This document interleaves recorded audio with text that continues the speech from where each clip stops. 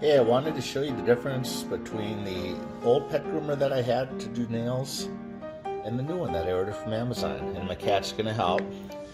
Here's the old one, big brand, pet name company, had the sander head, and that had to be replaced all the time. Listen to the sound of this on high. And it chases a cat away, of course. That's low. Now, look at the new one. Here's low and high.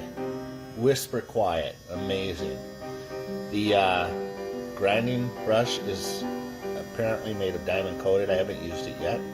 I'll give you an update on that in the review. And it can be washed off with a cloth or wet paper towel when you're done trimming your dog's nails or your cat's nails. And I'm gonna try it out and let you know how it goes. But just looking at it side by side with the old one that my new puppy is afraid of, much quieter, much smaller, and it seems to be a well-designed product. I'll let you know. Thanks.